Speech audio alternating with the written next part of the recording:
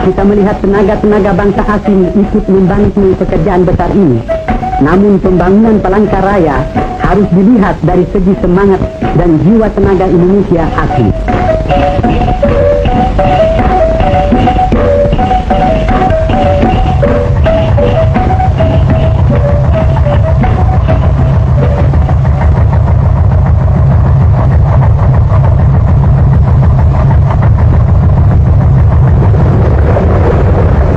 Sebuah lapangan terbang diberi nama Penarong telah dibangun, dan jika sudah sempurnanya, bukan mustahil ia akan menjadi landasan puluhan kapal terbang seperti ini umpamanya.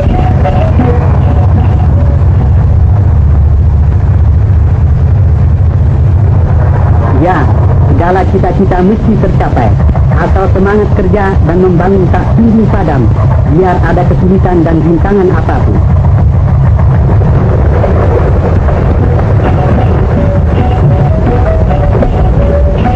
Daerah ibu kota Palangkaraya seluas 400 km persegi dipisahkan dari daerah Kabupaten Kabuat dan dipersiapkan segera menjadi daerah kota Praja.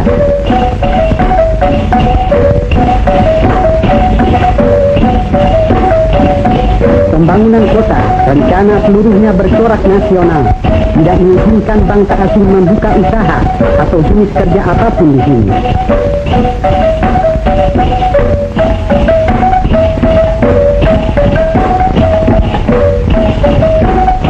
Palangkaraya dipilih pada suatu desa bernama Pahandut, antaranya atas dasar pertimbangan banyak tanah liat hingga mudah membuat bata setempat untuk gedung-gedung, hanya semen didatangkan dari luar.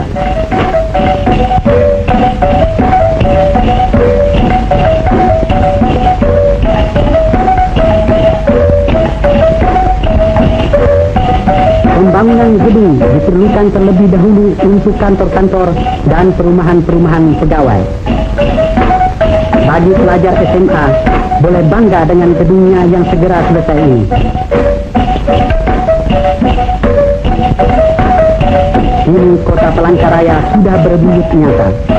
Suasana kehidupan sudah berjalan. Pegawai yang hendak bertugas kantor nampak sibuk setiap pagi.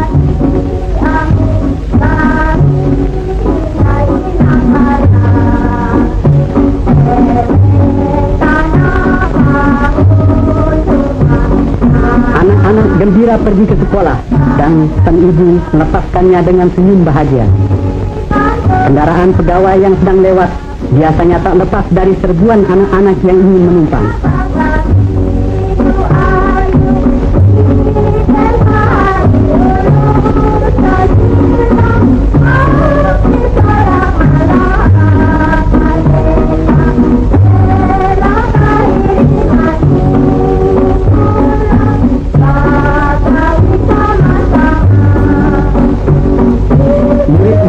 Rakyat sudah memperoleh gedungnya yang baru. Begitu pula para pegawai seperti Pak Camat dengan kantornya ini. Akhirnya kami perkenalkan pula Gubernur Kalimantan Tengah Pak Cilik Ringut yang sudah tiba pula di kantornya.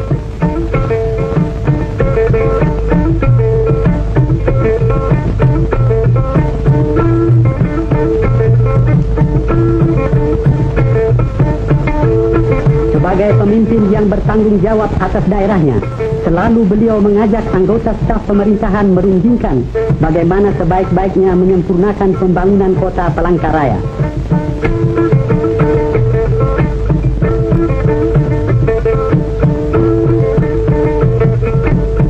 Dengan telah berdirinya kota baru Palangkaraya ini, diharapkan daerah pedalaman Kalimantan Tengah mencapai taraf kemajuan pesat sesuai dengan cita-cita Indonesia pada umumnya.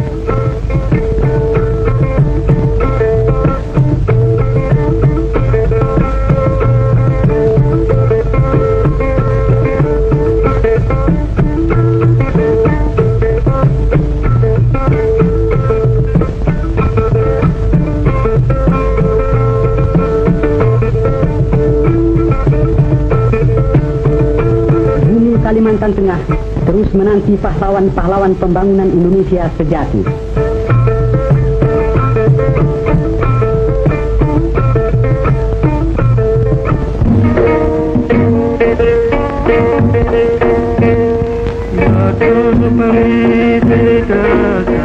Palangkaraya, ibu kota Provinsi Kalimantan Tengah, seolah-olah terletak di tengah antara Sabang dan Merauke dan di tengah perbatasan utara dan selatan. Sungai Barito merupakan urat nadi penghubung lalu lintas. Dengan perahu, saudara dapat mencapai Palangkaraya dari Banjarmasin selama 1 hari 1 malam.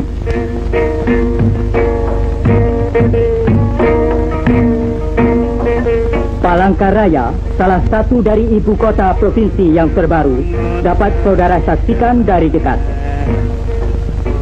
Palangkaraya yang berarti tempat suci yang besar, lahir dengan diletakkannya batu pertama oleh Paduka Yang Mulia Presiden Pemimpin Besar Revolusi kita, Bung Karno, pada tahun 1957.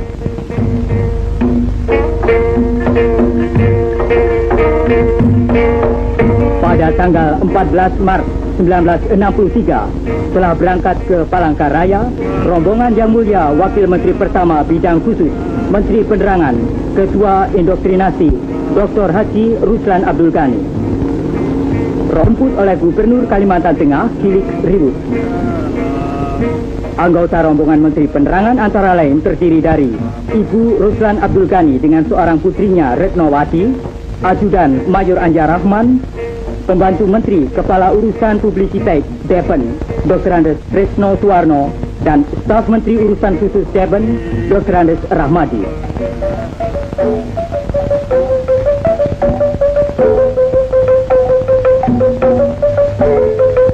Di Kuala Kapuas, perbatasan Provinsi Kalimantan Tengah, diadakan upacara adat potong pantan dengan mandau, yang merupakan suatu tradisi penyambutan seorang tamu besar sebelum menginjak tanah Kuala Kapuas.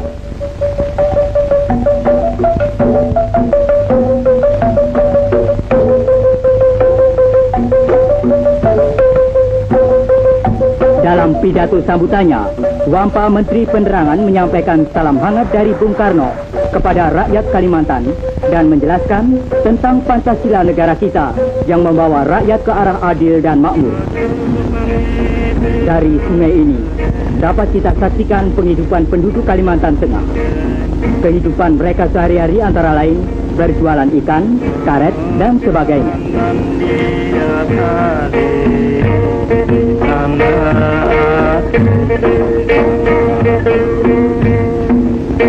Seperti kita ketahui bahwa daerah Kuala Kapuas ini sangat terkenal dengan hasil rotannya. Dan dari rotan tadi dapat dijadikan berbagai macam kerajinan tangan seperti tikar, topi, keranjang, dan rupa-rupa alat keperluan rumah tangga. Bagi setiap tamu maupun para pariwisatawan tentu akan mendapat kenang-kenangan dari hasil hutan Kuala Kapuas ini.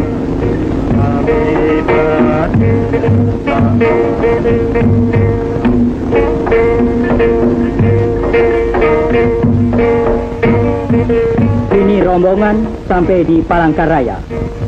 Sambutan meriah oleh para pembesar dari Catur Tunggal dan segenap lapisan masyarakat setempat, serta masyarakat Uni Soviet yang sedang membuat jalan ke Sampit.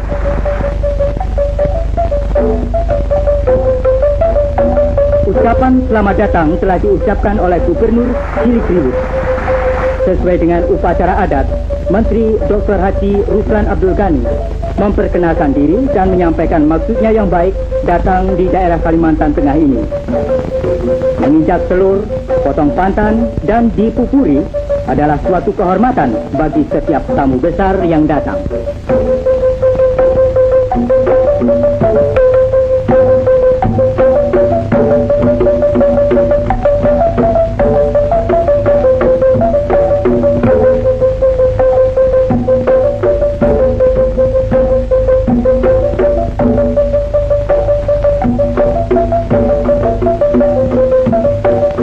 Pada hari kelima, tanggal 18 Maret 1963, bertempat di halaman kantor gubernur, Wampa Menteri Penerangan dan rombongan menghadiri apel besar yang diikuti oleh segenap karyawan pemerintah di Palangkaraya.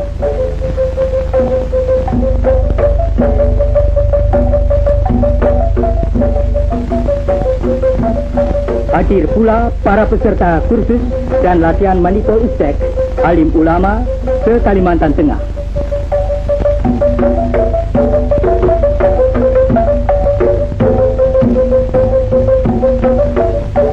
dalam rangka indoktrinasi, Menteri Dr. Haji Ruslan Abdul Ghani antara lain menyampaikan penghargaannya atas pengorbanan rakyat Kalimantan Tengah dalam membangun Palangkaraya di tengah hutan yang dicapai dalam waktu 5 tahun. 5 tahun yang lampau, di sini merupakan hutan belantara. Kini dapat kita saksikan pasar yang merupakan pusat perdagangan penduduk Palangkaraya.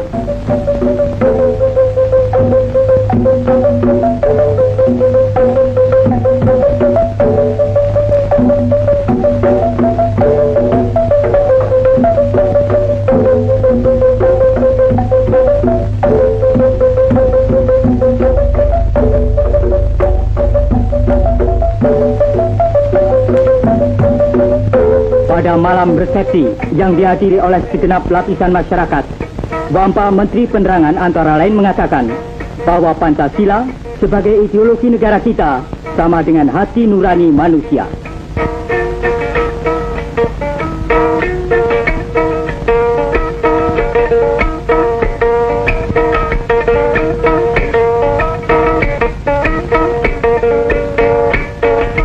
Hidangan yang menarik dalam malam kesenian ini ialah tari perang dari hulu Sungai Barito yang ditarikan oleh pemuda dengan pakaian suku Dayak.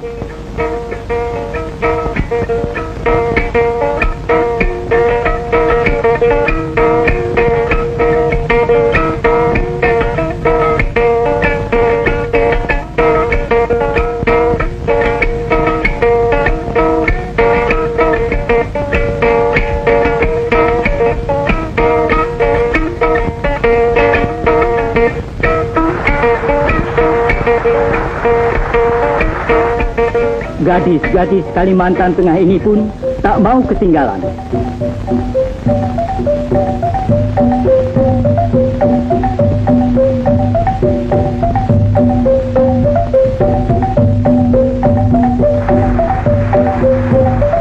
Dan akhirnya para tamu bersama-sama menari menasai. Rupanya tidaklah berlebih-lebihan kalau tari ini dapat dijadikan tari pergaulan. Dalam keadaan alam prihatin, di sini perlu ada optimisme dalam perjuangan. Rupanya saat perpisahan ini tak mudah dilupakan dan Kalimantan, walaupun jauh di mata, akan dekat di hati.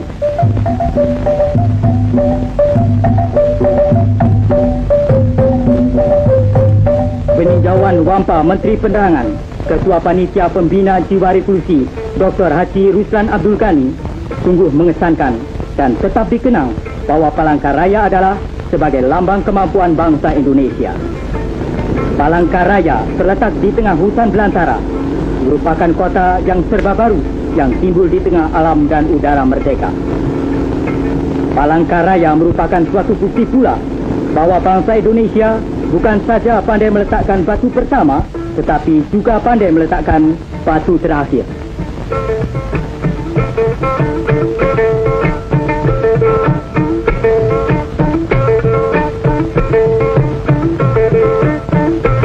Acara kunjungan di Kalimantan Selatan hari pertama di Banjarmasin, tanggal 14 Maret 1963 di Balai Pemuda, Menteri Penerangan Dr. Haji Ruslan Abdul Ghani mengatakan bahwa kita tidak dapat menghilangkan salah satu sila karena akan menimbulkan bahaya.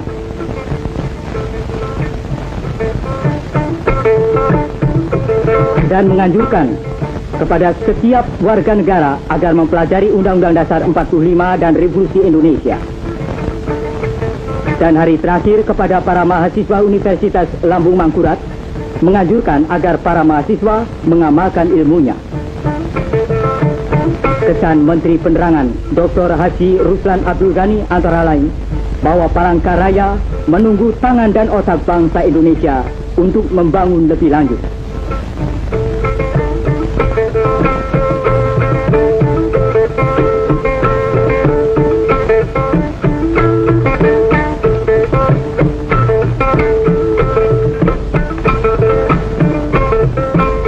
Dari angkasa Indonesia membayang kekayaan Indonesia yang menjamin terlaksananya masyarakat Indonesia yang adil dan makmur.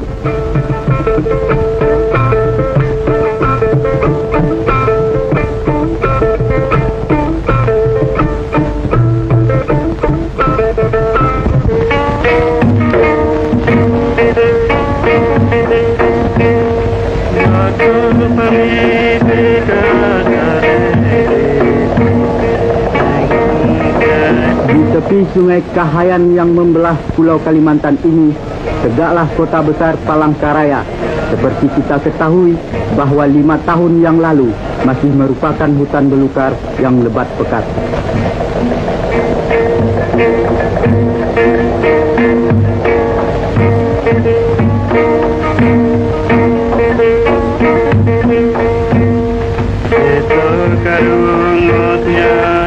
Pada tanggal 17 Juli tahun 1957, di tempat ini Presiden Soekarno meletakkan batu pertama kota Palangkaraya. Dengan demikian, mulailah terwujud ide yang dicetuskan oleh Gubernur Cilik Riwut, seorang putra Kalimantan asli, bersama-sama bekas Gubernur Kalimantan Milono, untuk membentuk daerah Swatantra tingkat 1 Kalimantan Tengah.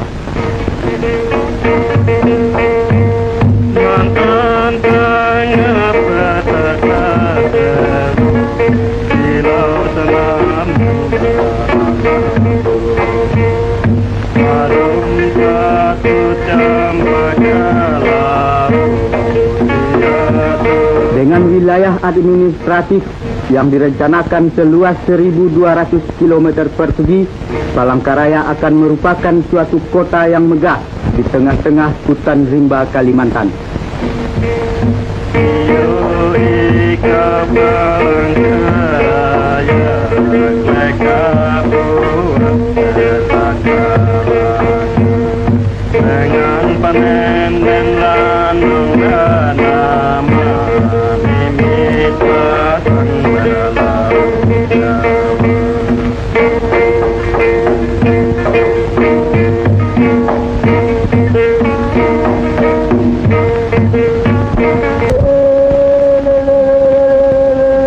Kami ajak saudara mengenali penduduk Kalimantan Tengah dengan upacara keagamaan yang disebut Pesta Tewah, suatu upacara menghantarkan arwah-arwah ke surga loka. Suku bangsa Dayak Ngaju dan setiap penganut agama Kaharingan menjalankan upacara ini yang dilaksanakan secara bertingkat-tingkat.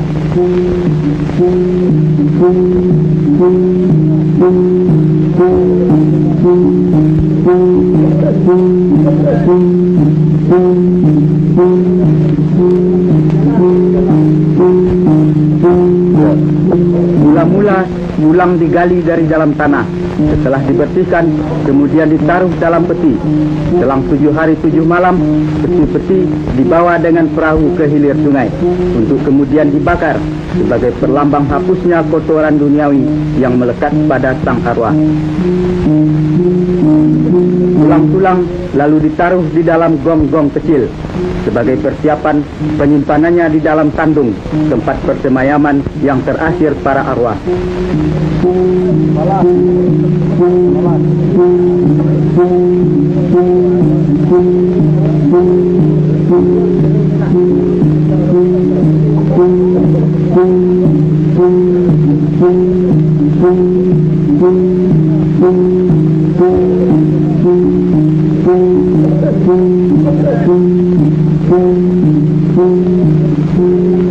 Peristiwa ini diiringi oleh semua anggota Tewah melakukan permainan ini sebagai tanda sukaria dan syukur kepada Tuhan. Pesta Tewah dipimpin seorang telon dengan balian dan basir sebagai penambuh ketimbung yang juga bertindak selaku penyambung lidah antara sang arwah dengan Tuhan.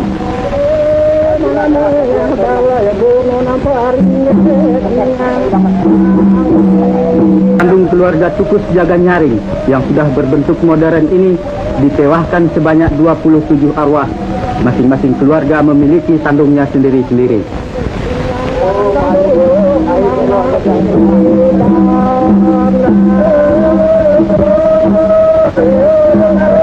Di sandung keluarga Hantingan yang masih berbentuk asli, berlangsung upacara yang serupa. Tahun ini, Kampung Mentangai menewahkan tidak kurang dari 355 arwah secara gotong royong. Karena biayanya yang begitu besar, pesta tewah hanya dapat dilakukan beberapa tahun sekali.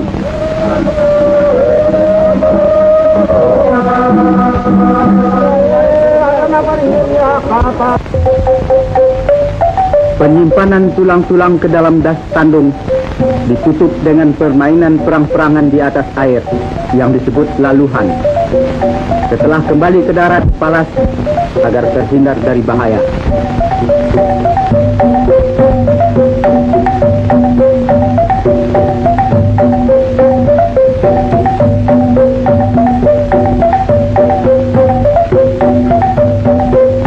Pada hari terakhir dilakukan ngarahang, upacara menghantarkan arwah ke langit yang ketujuh sebagai tingkatan terakhir.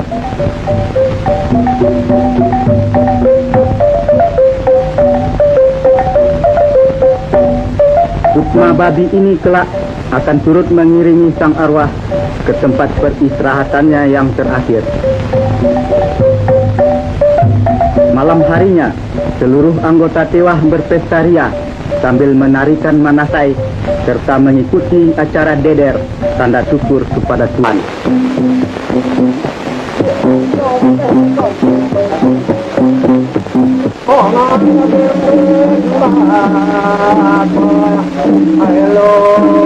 Dan selesailah para penganut agama Kaharingan menunaikan kewajibannya mengagungkan arwah sanak keluarganya.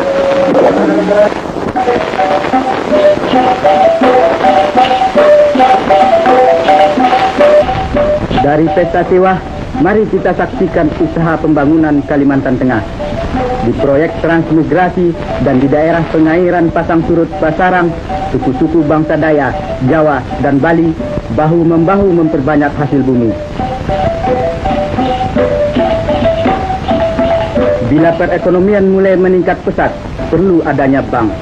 Di bulan November tahun 1962, Ibu Cilik Riwut meresmikan kantor Bank Dagang Negara cabang Palangkaraya.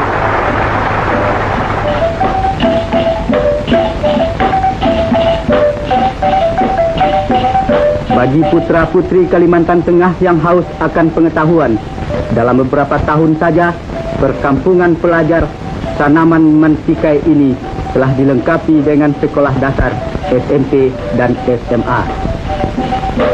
Para pegawai tidak dilupakan kesejahteraan hidupnya, berupa perumahan sederhana tapi pantas.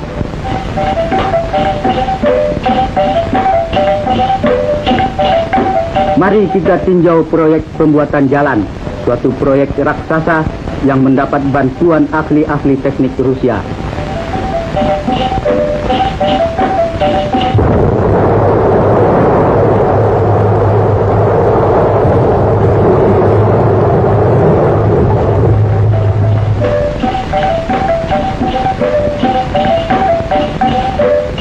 Pecahan batu gunung ini digiling, disaring, digiling kembali menjadi batu koral, kerikil, dan pasir sebagai bahan pondasi jalan.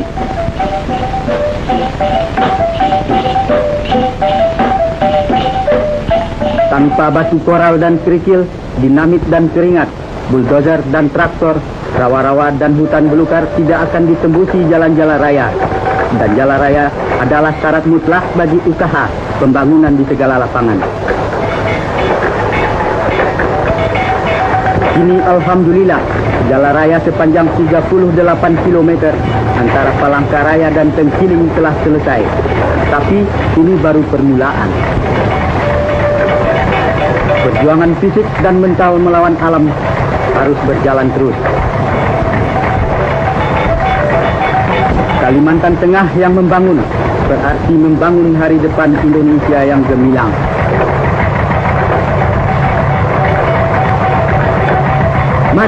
Mari membangun terus.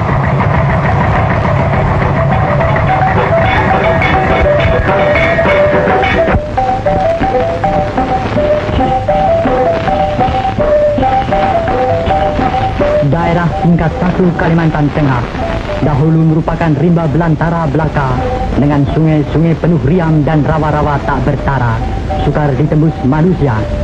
Kini seirama dengan derapnya revolusi, Seluruh rakyat Kalimantan Tengah tergugah hatinya dari alam mina bobok penjajahan Belanda, bangkit dan maju untuk melaksanakan pembangunan di segenap lapangan yang terasa membahana di segala penjuru rimba dan desa, serta menggaung di antara lembah-lembah Barito, Kapuas, Kahayan, dan Sampit. Inilah Kalimantan Tengah saat ini, satu wilayah Indonesia yang terletak berbatasan dengan Negara Kesatuan Kalimantan Utara, merupakan basis pertahanan yang penting dalam rangka konfrontasi kita terhadap neokolonialisme British Malaysia. Daerah tingkat 1 Kalimantan Tengah dengan ibu kotanya Palangkaraya merupakan sebuah kota remaja di Indonesia yang berkembang menuju ke satu kota modern. Hal ini tidak lain berkat swadaya dan kemampuan para putra-putri Kalimantan Tengah yang dibimbing dan dipimpin oleh Gubernur Kepala Daerah Cilik Ribut. Rakyat Kalimantan Tengah berhasil memeras otak dan membanting raga untuk memenuhi panggilan suci Ibu Pertiwi sebagai yang dicanangkan oleh pemimpin besar revolusi Bung Karno.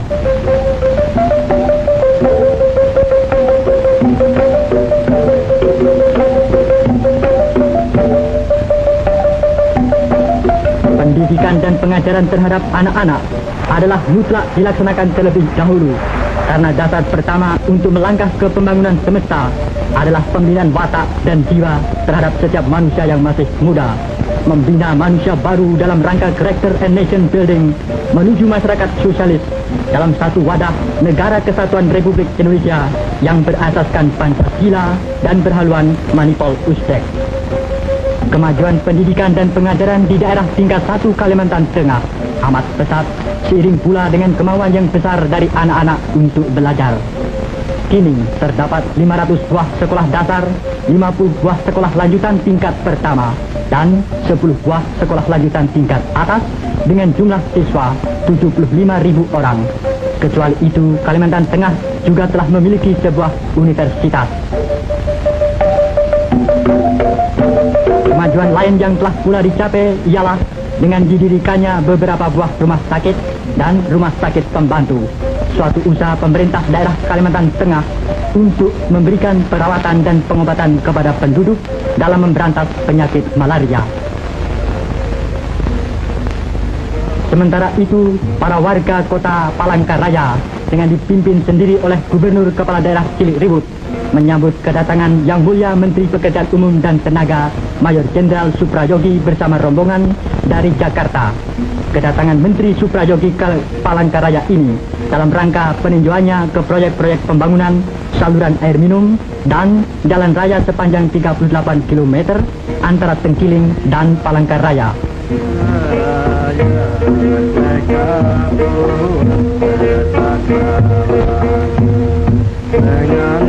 Jalan raya adalah salah satu faktor amat penting sebagai urat nadi perhubungan di darat untuk melancarkan ekonomi.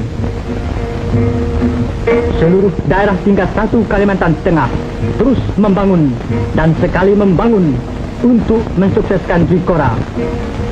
Kita tidak gentar terhadap ancaman dan tantangan dari pihak Nikolin.